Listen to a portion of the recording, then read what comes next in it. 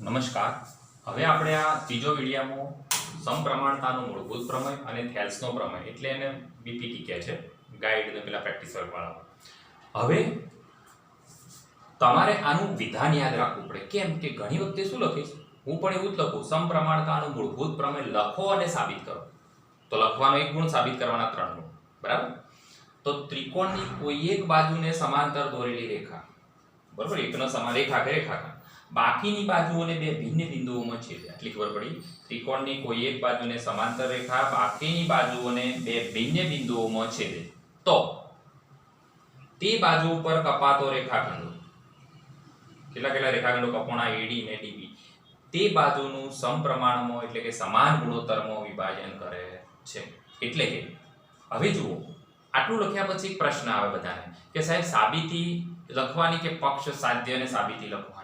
તો તમને સ્પષ્ટ કહી દઉં, તમે ડાયરેક્ટ સાબિતી આપશો તો એ પક્ષ અને સાધ્ય એની અંદર સ્ટાર્ટિંગમાં લખવું પડશે કે આપેલું છે અને આ સાબિત કરવાનું છે. અથવા તો અલગથી તમે પક્ષ અને સાધ્ય લખી શકો છો. ખ્યાલ આવ્યો? બરાબર. એટલે તમે સાબિતી લખો, સાહેબ પક્ષ સાધ્ય ન લખીએ તો ચોપડીમાં તો નથી આપ્યું, દલીલો ચાલુ થશે તમારી. તો ચોપડીમાં પક્ષ સાધ્ય નથી આપ્યું, પણ સાબિતીની સ્ટાર્ટિંગમાં લખ્યું છે કે આ પક્ષ આપેલું છે, સાધ્ય આ સાબિત કરવાનું છે. એવી રીતે આ લખવું પડે. અને તો પછી તમે અલગથી લખો. બરાબર. ઓકે. તો પક્ષમાં શું કે ત્રિકોણ ABC ની બાજુઓ અથવા બાજુ BC ને સમાંતર રેખા DEA અથવા BC ને સમાંતર રેખા AB અને AC ને અનુક્રમે D અને E માં છેદે છે. ફરીથી, ત્રિકોણ ABC ની બાજુ BC ને સમાંતર રેખા AB અને AC ને અનુક્રમે D અને E માં છેદે છે. અને સાધ્ય તમને ન દેખાતું હોય તો ઉપર લખું. સાધ્ય શું થશે? ઉપરનો ટુકડો ભાગ્યા નીચેનો. બધું સાબિત નથી કરવાનું. AD ભાગ્યા BD બરાબર AE ભાગ્યા EC. આ ભાગ્યા આ બરાબર આ ભાગ્યા આ. તમે જોઈ શકો છો. બરાબર. તો હવે આપણે સાબિતી તરફ જઈએ. તો સાબિતી તરફ જવા માટે સૌથી પહેલા આપણે કેટલીક રચનાઓ કરીશું. કેવી રચના? તો તમે BE ને જોડી દો અને બીજું કોને જોડશો? CD ને. બરોબર. તો લખી શકાય BE રેખાખંડ અને CE રેખાખંડ જોડો. પહેલો જ મુદ્દો. બરોબર. બીજું કે DM લંબ AC, એટલે ટૂંકમાં તમારે AC ને લંબ કઈ રેખાખંડ દોરો? DM. એટલે કે ત્રિકોણનું ક્ષેત્રફળ તમે AD નું લો તો 1/2 પાયો AE, તો વેધ કયો થઈ જાય? DM. તમે આખા આનું ક્ષેત્રફળ લો આયત ત્રિકોણ ADC નું તો 1/2 ગુણ્યા પાયો કયો થાય? AC. તો એનો પણ વેધ કયો થાય? DM. એટલે DM કયા ત્રિકોણનો વેધ છે? ADE અને ADC. બરોબર. ચલો બીજું તમે EN, બીજો પણ તમે વેધ દોરશો EN. એ બંને આપણે અહીંયા લખવાનું છે. ચાલો હવે થોડી લખવામાં ભૂલ થઈ હતી. હવે ફરીથી જોઈ લો. BE અને CD ને જોડો. બરોબર. રેખાખંડ આપણે કેવો દોરતા નથી, કારણ કે નવી થિયરીમાં તમને મૂળ ખબર પડી AB રેખાખંડ હોય કે AB હોય તો સમજી લેવા. બીજું DM લંબ AC, DM લંબ AC અને EN લંબ AB દોરો. બરોબર. ચલો હવે આપણે ત્રિકોણનું ક્ષેત્રફળ બરાબર 1/2 ગુણ્યા પાયો ગુણ્યા વેધ. બરોબર. હવે ત્રિકોણ ADE નું ક્ષેત્રફળ, ત્રિકોણ ADE નું ક્ષેત્રફળ બરાબર 1/2 ગુણ્યા પાયો. તમે જે ખરેખર આ વિધાને ખોટું છે, પાયો ગુણ્યા વેધ નહીં, પાયા પરનો વેધ. તમે પાયો આ લો તો વેધ આવે EN, પાયો AE લો તો વેધ આવે DM. ચલો મારે પાયો લેવો છે AD, તો શું થશે? EN. અને હવે આપણે બધા જ જાણીએ છીએ કે ત્રિકોણનું ક્ષેત્રફળ શોર્ટકટમાં શું લખાય? ADE. હું ભણાવતો એટલે બોલતો લુખું ક્ષેત્રફળ, કશું જ ના લખેલું ક્ષેત્રફળ બરાબર 1/2 ગુણ્યા AD ગુણ્યા EN. અહીંયા કારણ લખવાનું કે લોગો તો તોડવાનો હું નહીં લખતો. આપણે જાણીએ છીએ કે ત્રિકોણ AD નું ક્ષેત્રફળ બરાબર AD. બરોબર. જે લખવું હોય, કારણ કે બંને એક જ છે. ઓકે. હવે તમે એડી નું ક્ષેત્રફળ તો નક્કી કર્યું, બરાબર. એ જ રીતે BDE નું ક્ષેત્રફળ, કોનું ક્ષેત્રફળ? BDE નું ક્ષેત્રફળ બરાબર જોઈ લેજો ત્રિકોણ BDE. બોલો હવે એનો પાયો કયો લઈએ છીએ ભાઈ? ત્રિકોણ જોઈ લો બરાબર, BDE. આ ત્રિકોણ દેખાય છે? હું આને કેન્સલ કરી દો, આ લીટીને. આ ત્રિકોણ તો બોલો 1/2 ગુણ્યા પાયો, પાયો લીધો BD ગુણ્યા ભેદ, ભેદ ભાઈ EN આવે. કેમ એમ? કોઈ કહેશે સાહેબ ભેદ બહાર નીકળે? હા ભાઈ, કોઈ પણ ત્રિકોણ છે બરાબર સમજી લેજો, ભેદ હંમેશા કાટખૂણે આવે. મારી જોડે બે ત્રિકોણ છે ABC અને ACD, તો આ ભેદ મેં દોર્યો AN, તો આ ભેદ આનો પણ છે અને આ ત્રિકોણનો પણ છે. હજી ખબર નહીં પડતી તો આ ત્રિકોણનો ભેદ તમારે દોરવો હોય તો પછી ભેદ હંમેશા કયો આવે? 12. ભેદની વ્યાખ્યા શું? ત્રિકોણની કોઈ પણ શિરોબિંદુમાંથી સામેની બાજુને સમાવતી રેખા પરના લંબરેખા. એટલે આ ભેદ EN એ AD નો પણ છે, AD પરનો, અને BDE નો પણ છે. તો પાયો જો તમે BD લો છો તો ભેદ કયો આવે? EN. પછી કોઈ કે સાહેબ D પાયો લો તો પછી બેટા ભેદ તમારે દોરવો પડે.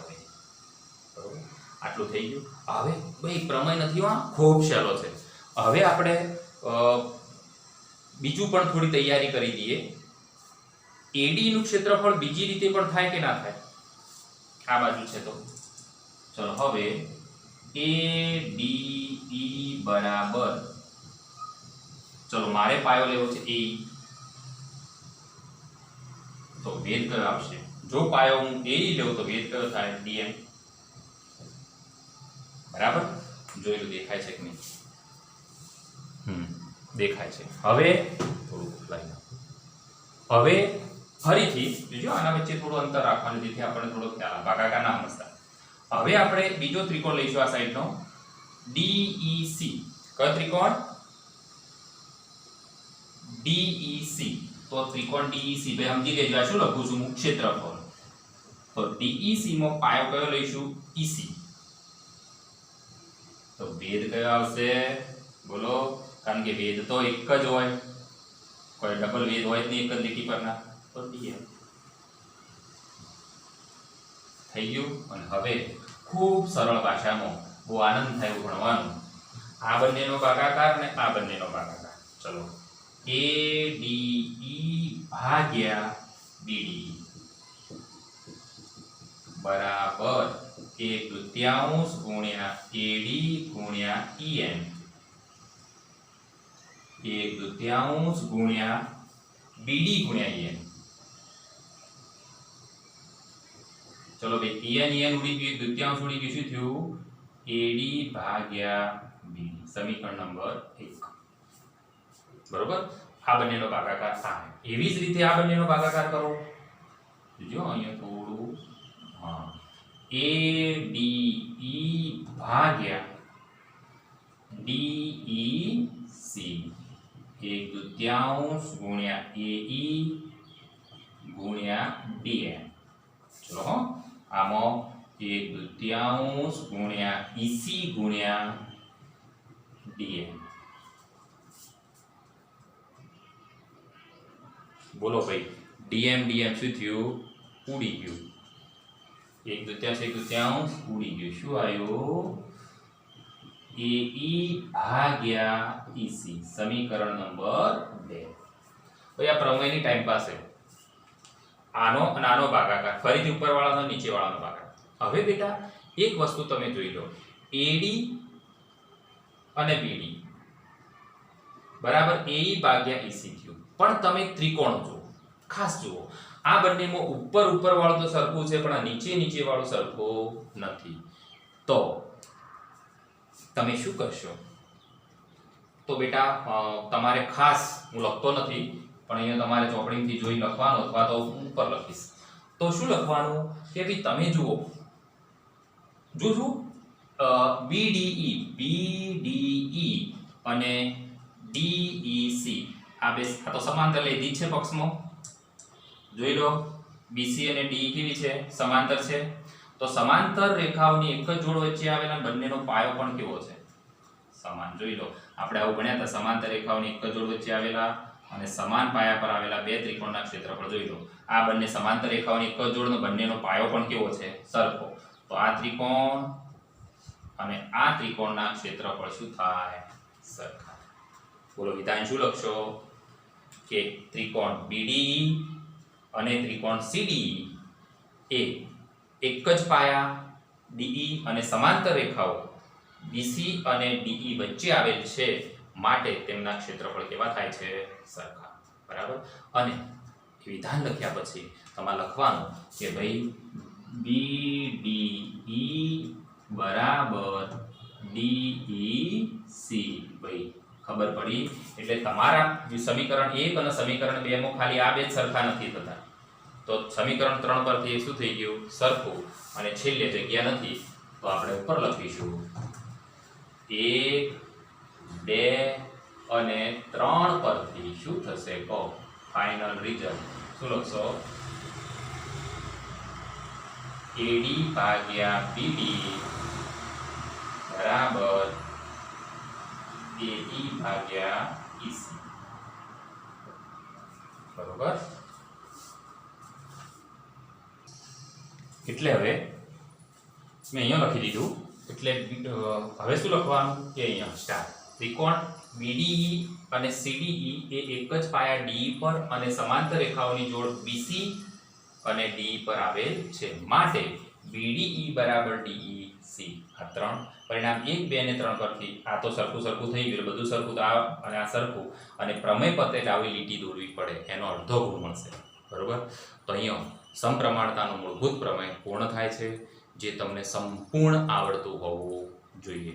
પાક્કું કરી નાખો અને લખી નાખો.